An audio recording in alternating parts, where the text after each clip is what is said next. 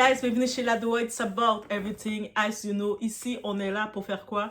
Pour pratiquer notre discernement. Quand on voit quelque chose, quand je vois quelque chose qui attire mon attention, je me dis, si ça attire mon attention, mais ça peut aussi attirer votre attention. Et cette fois-ci, il y a quelque chose qui me met particulièrement en colère lorsqu'on parle de certains services publics africains. Ce n'est même plus seulement le manque d'argent, parce qu'on nous répète constamment, le pays n'a pas les moyens. Il n'y a pas assez de budget. Il faut attendre. Les caisses sont vides. L'État traverse une période difficile. Mais quand on regarde certaines situations de plus près, on finit par se demander, est-ce vraiment toujours un problème d'absence d'argent? Ou est-ce parfois un problème de gestion, un problème de contrôle, un problème de détournement, un problème d'impunité? Parce qu'à l'hôpital général de Dolci, dans le département de Niari, les problèmes de salaire impayés ne datent malheureusement pas d'hier. En 2018, des prestataires de l'hôpital dénonçaient déjà 24 mois de salaire impayé.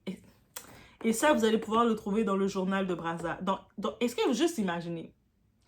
24 mois de salaire impayé.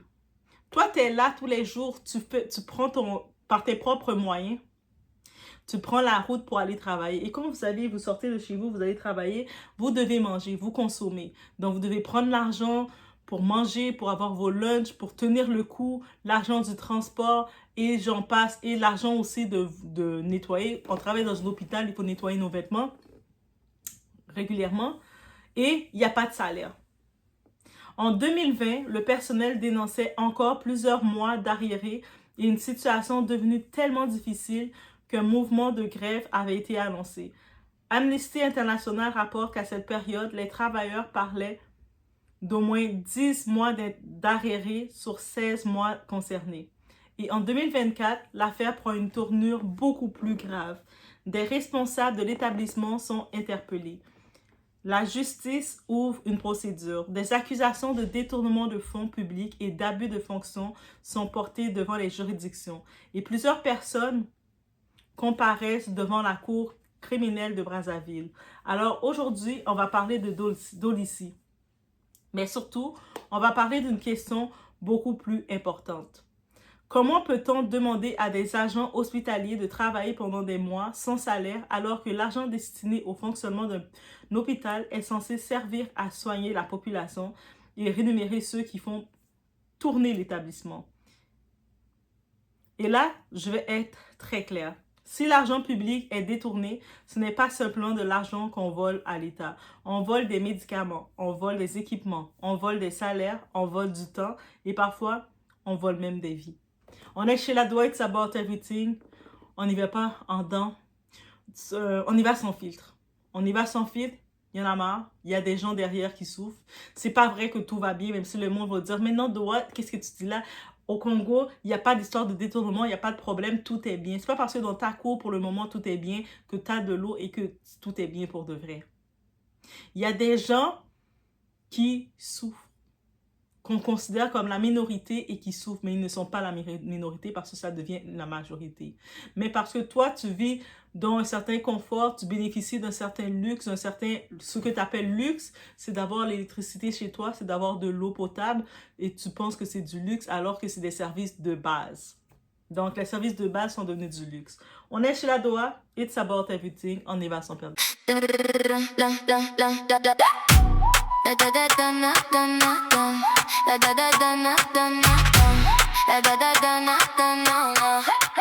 Ladoa TV baby, j'ouvre la porte, tu viens. Tout ce qu'on vit, tout ce qu'on aime, dans la poche, dans le matin. Viens avec nous aujourd'hui. Tu vas voir, tu vas sentir. On dit vrai, on dit fort. Et la nuit veut revenir. Ladoa TV, Ladoa TV. It's about everything. Depuis la campagne électorale jusqu'à aujourd'hui, vous voyez le peuple mobilisé.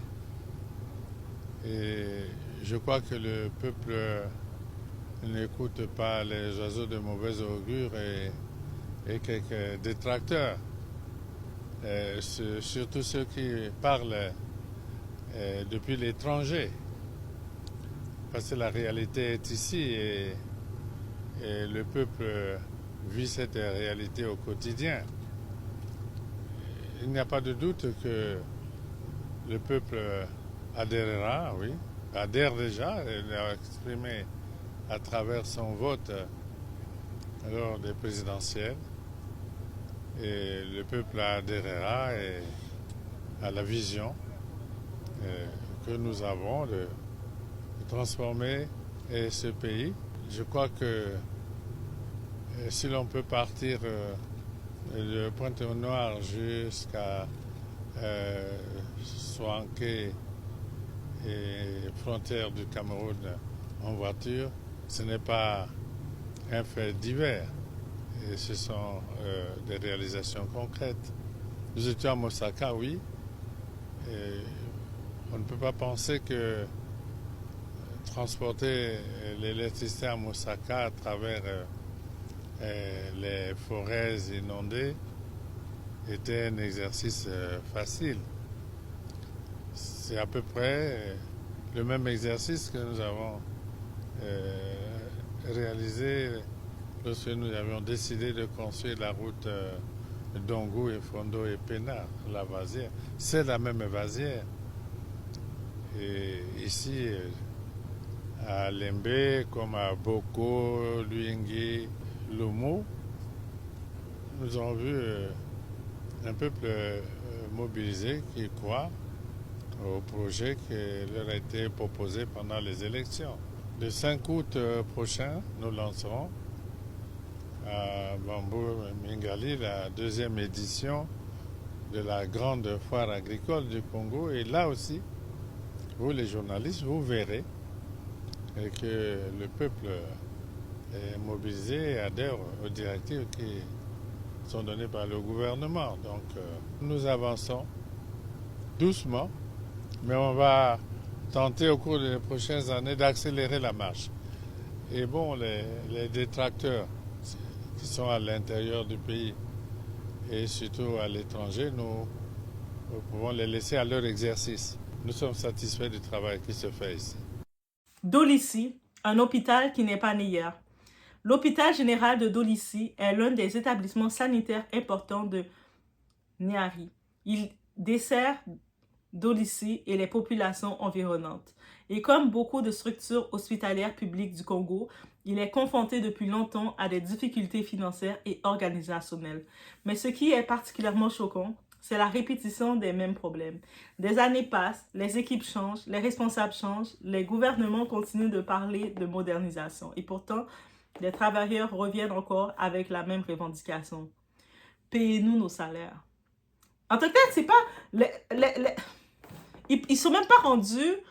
En Afrique, les travailleurs ne sont même pas rendus dans l'ère de revendiquer un meilleur traitement. On aimerait avoir des meilleurs avantages comme étant des travailleurs. Ils ne revendiquent même pas ça. Ils revendiquent leur salaire, qui devait être la première chose que je travaille, j'ai mon salaire. C'est ça. Ils travaillent pour l'État, donc ils devraient se dire, hey, je travaille pour l'État, ma job est assurée. Mais ils travaillent pour l'État, ils peuvent faire des mois jusqu'à 24 mois sans salaire. C'est pas de la charité qu'ils revendiquent, ils ont travaillé pour. En 2018, les prestataires expliquaient être arrivés à 24 mois d'arriérés.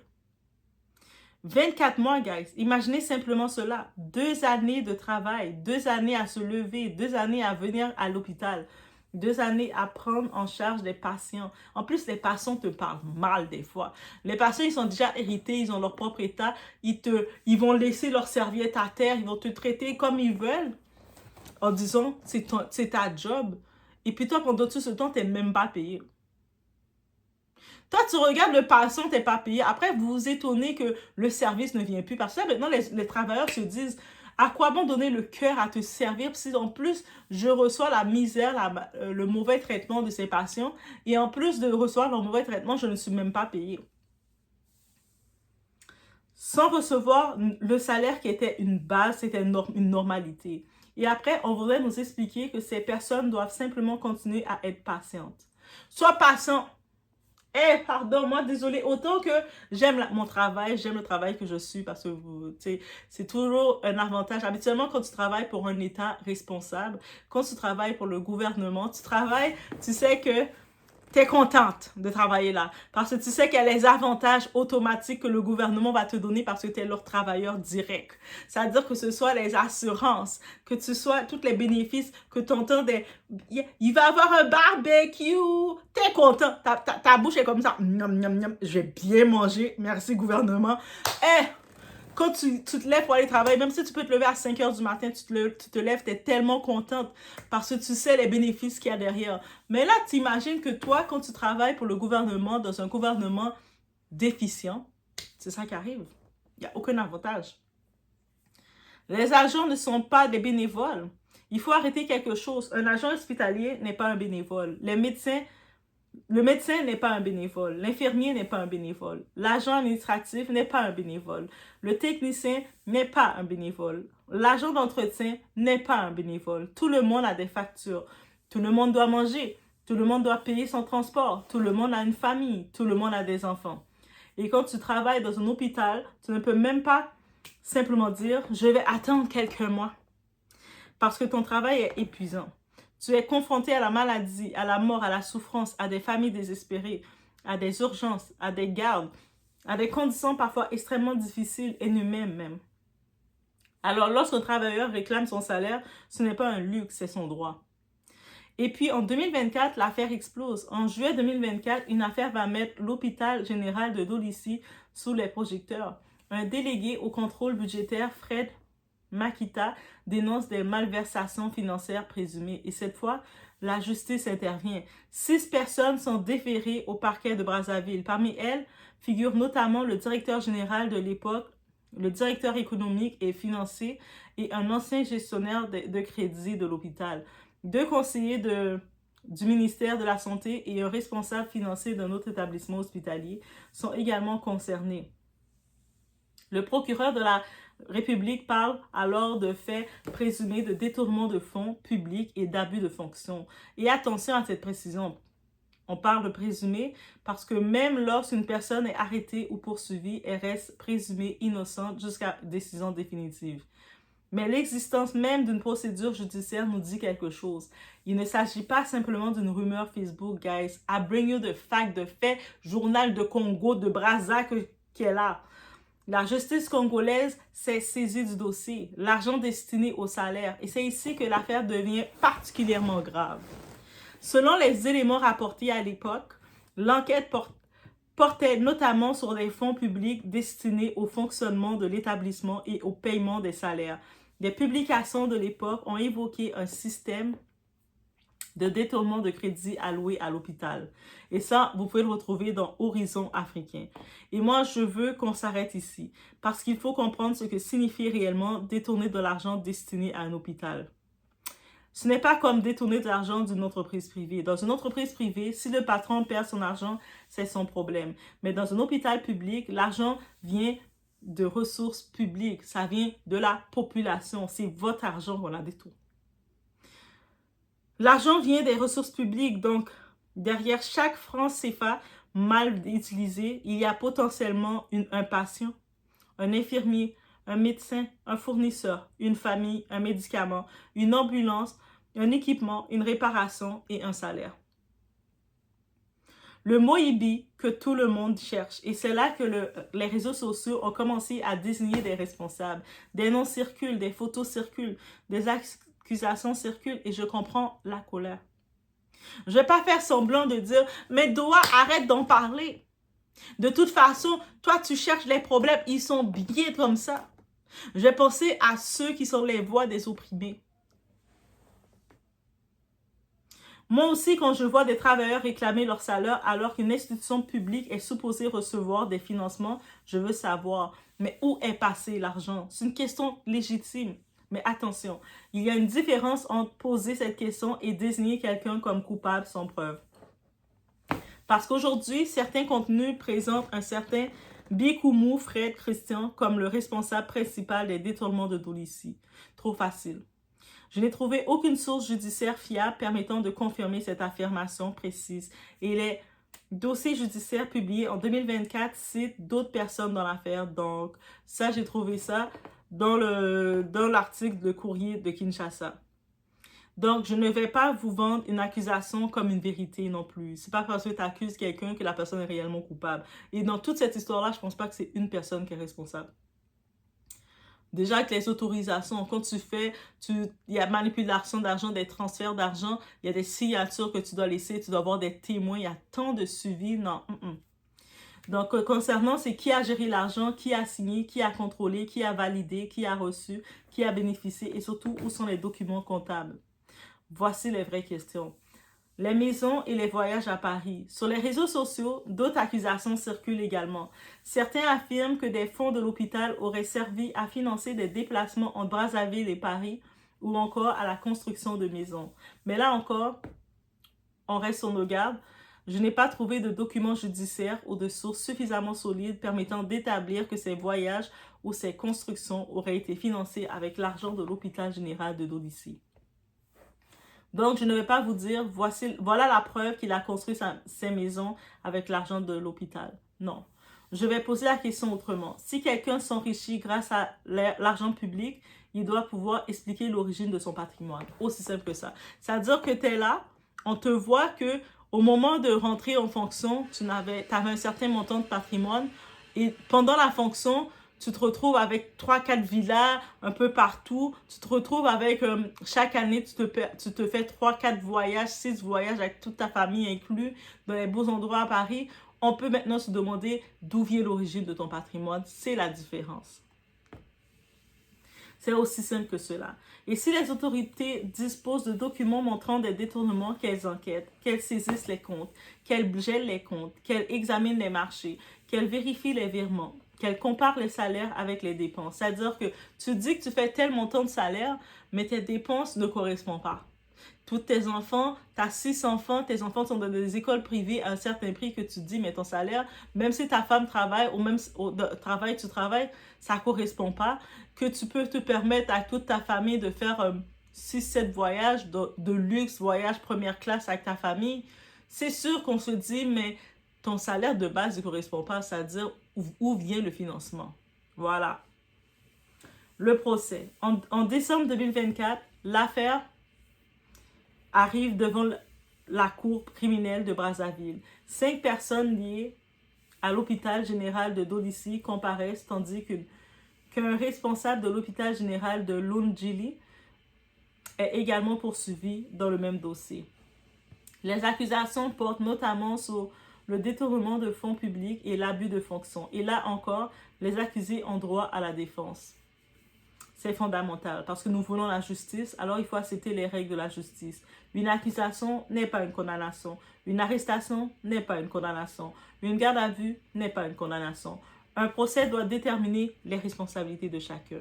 Mais si des personnes sont reconnues coupables, alors il faut également que les conséquences soient réelles. Parce que sinon, à quoi sert la justice?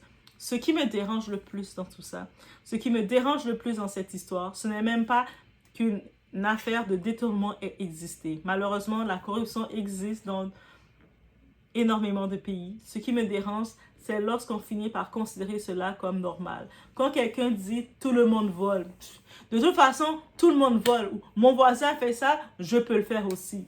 Non, tout le monde ne vole pas. Juste pour laisser savoir. Tout le monde n'est pas malhonnête. Juste pour laisser savoir. Quand quelqu'un dit « si tu ne prends pas, quelqu'un d'autre prendra ». Non. C'est exactement cette mentalité qui détruit les institutions. Parce qu'à force de répéter, c'est comme ça, on finit par accepter l'inacceptable. Pendant ce temps, les patients attendent. Imaginez maintenant la scène. Un patient arrive à l'hôpital, il a besoin d'un examen, mais l'équipement fonctionne mal. Parce que si l'argent qui devait servir à renouveler l'équipement n'est pas là, vous avez beau blâmer le personnel qui, souvent, n'ont même pas de salaire. C'est-à-dire que toi, tu arrives, tu as ton proche qui est à l'hôpital et tu veux blâmer le personnel qui, lui, vient malgré tout travailler. Puis ça fait peut-être 2 ans même, ça fait 1 an peut-être, il n'a même pas encore reçu son salaire. Comment tu te sens pauvre con? Non, on est dans la réalité. C'est-à-dire que toi, tu es là, je peux comprendre. Tu as ton proche qui est malade parce que c'est souvent quand tu as un proche, quand ça t'arrive, le malheur dans ta cour, c'est là que tu comprends que, finalement, ce système est compliqué. Et là, toi, tu arrives, tu as blâmé le système. Oh, le système est incapable, le système est incompétent. Les gens, là, ça sert à rien de les faire confiance. Mais eux autres, ils viennent, c'est-à-dire ceux qui continuent de venir travailler sachant qu'ils ne sont pas payés, c'est parce qu'ils aiment quand même leur métier.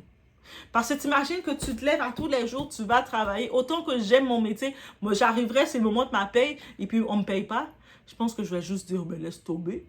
Autant que j'aime mes usagers, j'aime mes patients, j'aime l'unité, et puis j'aime les travaux que je fais avec eux. Mais je me dis, comment ça, on ne me paye pas? Moi j'ai besoin de vivre aussi. Et voilà. Donc, en plus, il n'y a pas de renouvellement dans l'équipement. Chaque fois, il faut changer. Ou les batteries, il faut faire des tests. Là, tu arrives, tu vois une infirmière qui est épuisée. Elle n'a peut-être pas reçu son salaire depuis longtemps. Le personnel est manquant parce que dans des conditions comme ça, le personnel, est-ce qu'il veut travailler là? La première chose que le personnel, ils ont leur diplôme, ils vont essayer d'aller ailleurs. C'est pour ça qu'ils se retrouvent chassés un peu partout. Parce qu'ils se disent... Pourquoi, même si j'ai fini d'étudier, j'ai fait l'effort que je vais faire, j'ai étudié, j'ai eu les meilleures notes, j'ai étudié dans des conditions de précarité compliquées, j'ai mon diplôme, mais même si je finis par avoir un travail, je finis par avoir un emploi, mais je ne vais pas avoir de salaire. C'est comme il n'y a rien qui vient pour aider.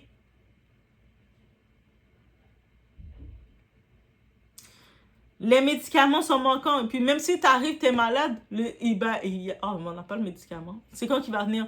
Je ne sais pas, il n'y a pas de commande de fait. On n'a même pas notre salaire, nous. Comment tu peux, qu'on te réponde pour des médicaments? Les équipements doivent être entretenus. Les bâtiments doivent être entretenus. Les ambulances doivent être entretenues. Tout coûte de l'argent. Et chaque franc CFA qui disparaît quelque part devient un problème ailleurs. C'est pour cela que le détournement de fonds public n'est jamais une simple affaire comptable. Il produit des conséquences humaines. Le pays n'a pas d'argent. C'est probablement la phrase que j'entends le plus souvent. Le pays n'a pas d'argent. D'accord, alors montrons les comptes, montrons les budgets, montrons les dépenses, montrons les marchés publics, montrons les subventions, montrons les salaires, montrons les audits et surtout, montrons les résultats. Parce que lorsqu'on dit qu'il n'y a pas d'argent, mais que certains responsables semblent avoir un train de vie qui augmente, les citoyens ont naturellement des questions. Et ces questions ne doivent pas être traitées comme de la jalousie. Ce sont des questions de gouvernance. C'est-à-dire que le pays n'a pas d'argent. C'est-à-dire que si les hôpitaux généraux ne sont pas entretenus, si le personnel n'est pas payé depuis aussi longtemps, presque jusqu'à 24 mois, qui est 2 ans sans salaire. Et là, quand tu vois des nouvelles, tu vois l'entourage des ministres, de la gouvernance, des dirigeants, ou même les dirigeants eux-mêmes, tu les vois voyager. Tel dirigeant et tel, il vient d'acheter son appartement à Paris. Ou tel dirigeant, c'est son 6e voyage pendant l'année qu'il vient de faire à Paris. Et ce n'est pas des voyages qu'il va à Paris, visite Château d'Eau, là. Non, non, non, c'est des beaux voyages. Il est dans les belles villes, il est au bord de la Tour Eiffel en train de boire son café, il est dans le Ritz-Carlton. C'est trop bon, c'est trop bon. Et puis là, quand tu regardes, t'es comme, oh, il est où mon salaire? Ah, mais vous êtes jaloux, vous aussi. Pardon. La vraie question qui contrôle, parce qu'il ne suffit pas de mettre quelqu'un à la tête d'un hôpital, il faut contrôler sa gestion. Il faut des audits réguliers, il faut une comptabilité transparente, il faut des procédures d'achat, il faut des contrôles indépendants, il faut protéger les lanceurs d'alerte et surtout, il faut que les personnes qui dénoncent des irrégularités ne deviennent pas les victimes du système parce que c'est ça qui arrive. Même si quelqu'un qui viendrait travailler de bonne foi, qui veut vraiment faire un changement dans son pays, malgré toutes les conditions de son pays, mais il ne va pas vivre. Parce que tout le système sont des corrompus, dans les vicieux. Toi, tu arrives, moi, je ne veux pas voler, moi, je veux bien faire les choses. Regarde ce qui s'est arrivé à Constant Mutombo. Voilà. Dans l'affaire de Dolicy, Fred Makita, présenté comme un délégué au contrôle budgétaire, était précisément à l'origine de la dénonciation qui a attiré l'attention sur le dossier. Les suites judiciaires ont ensuite commencé. Et cela pose une question. Est-ce que nos institutions protège suffisamment ceux qui signalent les problèmes. Et les travailleurs. Revenons aux travailleurs parce qu'on parle énormément des directeurs, des cadres, des responsables, des accusations, des procédures, mais derrière tout ça, il y a des hommes et des femmes qui doivent vivre. Et depuis des années, les travailleurs de Dolisie ont régulièrement dénoncé des arriérés. En 2020, ils réclamaient notamment le paiement de plusieurs mois d'arriérés et un échéancier pour les sommes restantes. Alors, je pose une question très simple. Comment voulez-vous qu'un agent donne le meilleur de lui-même lorsqu'il ne sait pas quand il sera payé? Comment voulez-vous qu'une infirmière rentre chez elle sereinement lorsqu'elle ne sait pas comment elle va payer les frais scolaires de ses enfants? Comment voulez-vous qu'un père ou une mère travaille normalement lorsque plusieurs mois de salaire sont en attente? L'argent public n'appartient à personne, donc à tout le monde. Et voilà le problème. Lorsque l'argent appartient à une personne, elle fait généralement attention. Mais lorsque l'argent appartient à l'État, certains ont malheureusement l'impression qu'il n'appartient à personne. Et c'est exactement l'inverse. L'argent public appartient à tout le monde. Il appartient aux patients, aux travailleurs, à l'enfant, à la personne âgée, à celui qui prend l'autobus, à celui qui envoie son enfant à l'école publique, à celui qui va dans un hôpital public, à celui qui paie ses impôts.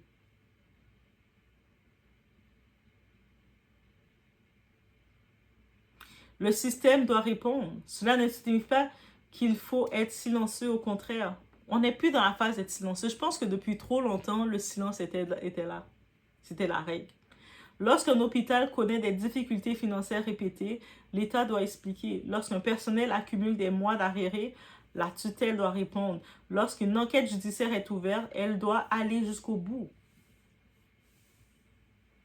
Et Dolisie n'est pas un cas isolé. Il faut arrêter de dire « Ah, mais c'est juste... Toi, t'es allé parler juste de Dolisie, Doha. » Mais c'est pas un cas isolé. Et c'est probablement ce qui est le plus inquiétant. Le problème d'arriérés dans les services publics congolais dépasse largement Dolisie.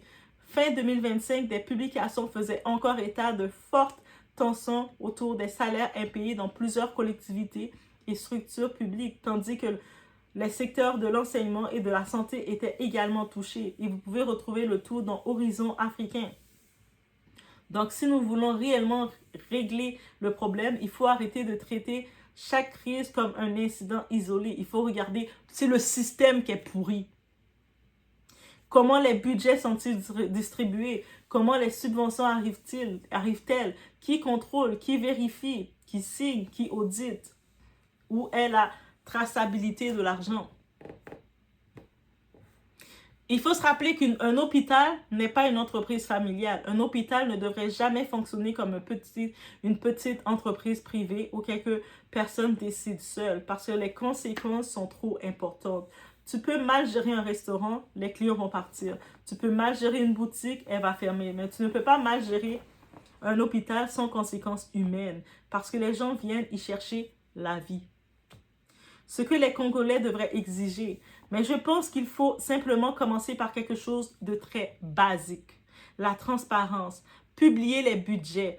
Publier les subventions. Publier les dépenses. Publier les appels d'offres. Publier les rapports d'audit. Publier les résultats. Et surtout, permettre aux citoyens de comprendre où va l'argent. Parce qu'un citoyen qui ne sait pas où va son argent est un citoyen qui ne peut pas demander des comptes efficacement.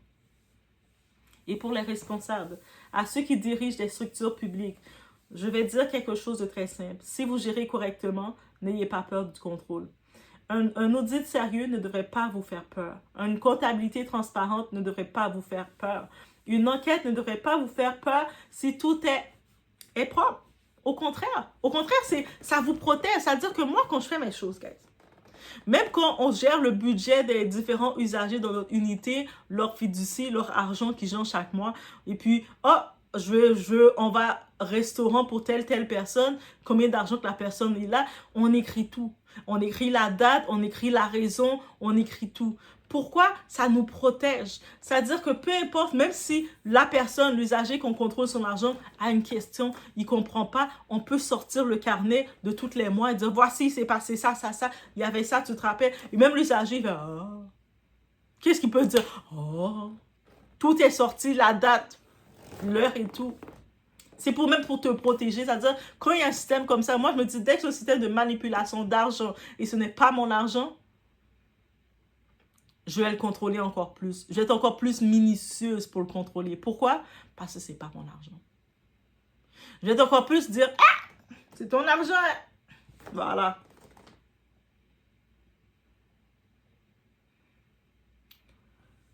Alors, revenons à Dolicy. Des travailleurs ont connu des périodes d'arriérés de salaire, des difficultés de fonctionnement ont été documentées, une affaire de détournement de fonds publics a effectivement construit à des interpellations et à des poursuites judiciaires en 2024. Des accusations ont comparu devant la justice et aujourd'hui encore, la question de la bonne gestion des établissements publics reste fondamentale. Mais je veux que nous retenions une chose. L'argent public n'est pas de l'argent gratuit. Ce n'est pas de l'argent du ministre. Ce n'est pas l'argent du directeur. Ce n'est pas l'argent du parti. Ce n'est pas l'argent d'une famille. Ce n'est pas l'argent d'un réseau. C'est l'argent de la population. Et lorsqu'un hôpital reçoit de l'argent, cet argent doit servir à l'hôpital. Au salaire, pour commencer, aux médicaments, aux équipements, aux soins, aux infrastructures, aux patients, à la santé publique. Pas à enrichir personnellement ceux qui ont reçu la responsabilité de le gérer. Et si quelqu'un est réellement coupable de détournement, qu'il réponde devant la justice. Pas parce que la Doha TV l'a dit, pas parce que Facebook l'a dit, pas parce que TikTok l'a dit, mais parce que les preuves l'auraient démontré et qu'un tribunal l'aurait établi. C'est comme ça qu'un pays avance. Parce qu'un pays ne se développe pas seulement avec des routes. Il ne se développe pas seulement avec des immeubles. Il ne se développe pas seulement avec des discours. Il se développe avec des institutions qui fonctionnent, avec des travailleurs payés, avec des hôpitaux capables de soigner, avec des citoyens qui savent où va leur argent et surtout avec des responsables qui comprennent une chose. Gérer l'argent public est un privilège, pas une opportunité de s'enrichir. OK? Alors, aux agents de l'hôpital général de Dolicy qui réclament leurs droits, la question que nous devons leur poser n'est pas « Pourquoi vous vous plaignez encore ?» La vraie question est « Pourquoi devez-vous encore vous battre pour obtenir un salaire correspondant au travail que vous avez déjà effectué ?» Et à ceux qui gèrent les ressources publiques, montrez les comptes. Parce que lorsque l'argent est propre, la transparence n'a rien à craindre. Et lorsqu'un système refuse constamment de montrer où va l'argent, alors oui, les citoyens ont parfaitement le droit de poser des questions. Que pensez-vous de la situation de l'hôpital général de Dolicy? Est-ce que le problème principal est le manque de financement, la mauvaise gestion, le manque de contrôle ou un mélange des trois? Et surtout, pensez-vous que les responsables de services publics devraient être obligés de rendre publics les comptes et l'utilisation des subventions reçues? Laissez-moi savoir en commentaire, vous en pensez quoi sur le tout? L'argent public doit retourner au public et ça, ce n'est pas une opinion. C'est le principe même du service public. Je laisse sur ce, on lâche pas. Trop de monde souffre. Et c'est bien facile, ceux qui sont bien, qui sont dans les bons états, vous n'allez pas vous faire soigner au pays. Vous allez dans les pays civilisés. Après, vous étonnez pourquoi en Afrique, on ne peut pas vous traiter de pays civilisé. Mais c'est à cause de gestion comme ça. Mais quand par contre, ceux qui ont de l'argent qui disent, mais non, Doha, tout va bien. Mais oui, tout va bien. Par contre, si tu as un proche qui est malade, toi-même qui est malade, où est-ce que tu vas aller te faire soigner, tu vas te sentir en sécurité, c'est dans le pays civilisé. Tu vas regarder le blanc, tu vas regarder les pays qui ont été gérés par le blanc, tu vas aller en Occident, tu vas aller que ce soit en Europe, que tu vas aller en Amérique, tu vas être au Canada, tu vas payer les fortunes qu'il faut. Récemment, je regardais pour les personnes internationales qui tombent enceintes au Canada, par exemple, et puis une femme, justement, je pense que c'était une étudiante internationale. Oui, je sais pas si elle avait le statut d'étudiant, je pense, mais elle est tombée enceinte parce que tu sais, entre les études et ouvrir ses jambes, c'est tellement proche. Ouais. J'ouvre mes jambes pendant que j'étudie mon livre de psychologie. Ça fait tellement du sens. Mais là, maintenant, je demandais comme, c'est quel hôpital qui peut, avec son statut, qu'elle peut regarder pour sa grossesse. Et là, je regardais les prix. Ça peut... Déjà, en partant, ils nous mettent 3 hôpitaux vraiment bien cotés. En plus, ces hôpitaux-là, ils sont tous dans l'ouest. OK? Et là, maintenant, je regardais les prix, je voyais 145 000, 20 000. Ils doivent faire, la plupart, pour ouvrir le dossier, ils doivent déjà mettre un dépôt de 12 000 ou de 20 000. J'étais comme, oh! C'était cher comme ça? Mais oui. Voilà. Et puis le monde, les internationales, vous aimez ça, tomber enceinte comme ça. Yo, fermez vos jambes. Fermez vos jambes. Close it. quand tu viens étudier sur le focus. Bref, Doha, maintenant, tu peux pas les demander de fermer leurs jambes. Ça coûte cher, hein? Bref, on se retrouve au prochain.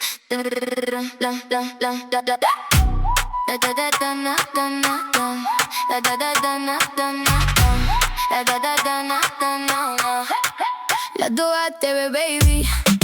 J'ouvre la porte, tu viens. Tout ce qu'on vit, tout ce qu'on aime. Dans la poche, dans le matin. Viens avec nous aujourd'hui. Tu vas voir, tu vas sentir. On dit vrai, on dit fort. Et la nuit veut revenir. La Doha TV, la Doha TV. It's about everything. La Doha TV, la Doha TV. Viens avec nous aujourd'hui. La Doha TV, la Doha TV. C'est loud, come with me. La Doha TV, la Doha TV. Tout est là, viens avec nous. Un regard, un plan, un défi. Des rires dans la cuisine. Des histoires, des envies. Ça tourne, ça s'illumine. Viens avec nous aujourd'hui. Tu vas voir, tu vas sentir. On dit vrai, on dit fort.